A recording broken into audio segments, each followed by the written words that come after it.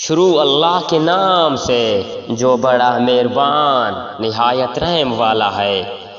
اور پھر ہم نے موسیٰ کو کتاب دی تھی جس سے اچھی طرح عمل کرنے والوں پر نعمت پوری ہو اور سب احکام کی تفصیل ہو جائے اور رہنمائی ہو اور رحمت ہو، تاکہ وہ لوگ اپنے رب کے ملنے پر یقین لائیں۔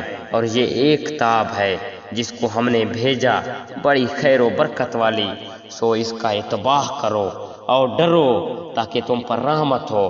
کہیں تم لوگ یوں نہ کہو کہ کتاب تو صرف ہم سے پہلے جو دو فرقے تھے ان پر نازل ہوئی تھی اور ہم ان کے پڑھنے پڑھانے سے محض بے خبر تھے، یا یوں نہ کہو کہ اگر ہم پر کوئی کتاب نازل ہوتی تو ہم ان سے بھی زیادہ راہ راست پر ہوتے۔ سو اب تمہارے پاس تمہارے رب کے پاس سے ایک کتاب واضح اور رہنمائی کا ذریعہ ہے اور رحمت آ چکی ہے۔ اب اس شخص سے زیادہ ظالم کون ہوگا جو ہماری ان آیاتوں کو جھوٹا بتلائے اور اس سے روکے۔ ہم جلد ہی ان لوگوں کو جو کہ ہماری آیاتوں سے روکتے ہیں ان کے اس روکنے کے سبب سخت سزا دیں گے۔ کیا یہ لوگ صرف اس امر کے منتظر ہیں کہ ان کے پاس فرشتے آئیں اور ان کے پاس آپ کا رب آئے، یا آپ کے رب کی کوئی بڑی نشانی آئے؟ جس روز آپ کے رب کی کوئی بڑی نشانی آ پہنچے گی، کسی ایسے شخص کا ایمان اس کے کام نہ آئے گا جو پہلے ایمان نہیں رکھتا، یا اس نے اپنے ایمان میں کوئی نیک عمل نہ کیا ہو۔ آپ فرما دیجئے کہ تم منتظر رہو، ہم بھی منتظر ہیں۔ بے شک جن لوگوں نے اپنے دین کو جدا جدا کر دیا اور گروہ گروہ بن گئے، آپ کا ان سے کوئی تعلق نہیں، بس ان کا معاملہ اللہ تعالیٰ کے حوالے ہے۔ پھر ان کو ان کا کیا ہوا جتلا دیں گے۔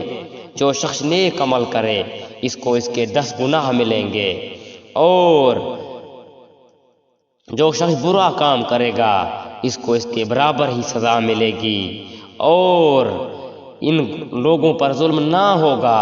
آپ کہہ دیجئے کہ مجھ کو میرے رب نے ایک سیدھا راستہ بنا دیا، کہ وہ ایک دین مستحق ہے جو طریقہ ہے ابراہیم کا، اللہ کی طرف یکسو تھے، وہ شریک کرنے والوں میں نہ تھے۔ آپ فرما دیجئے بالیقین میری نماز اور میری ساری عبادت اور میرا جینا اور میرا مرنا یہ سب خالص اللہ ہی کا ہے جو سارے جہان کا مالک ہے، اس کا کوئی شریک نہیں، اور مجھ کو اسی کا حکم ہوا ہے، اور میں سب جاننے والوں میں پہلا ہوں۔ آپ فرما دیجئے کہ اللہ کے سوا کسی اور کو رب بنانے کے لیے تلاش کرو، تاکہ وہ مالک ہے ہر چیز کا۔ جو شخص بھی کوئی عمل کرتا ہے وہ اسی پر رہتا ہے، اور کوئی کسی دوسرے کا بوجھ نہ اٹھائے گا۔ پھر تم سب کو اپنے رب کے پاس جانا ہوگا، پھر وہ تم کو جتلائے گا۔ جس چیز میں تم اختلافات کرتے تھے وہ ایسا ہے جس نے تم کو زمین میں خلیفہ بنایا اور ایک کا دوسرے پر رتبہ بڑھایا، تاکہ تم کو آزمائے ان چیزوں میں جو تم کو دی ہیں۔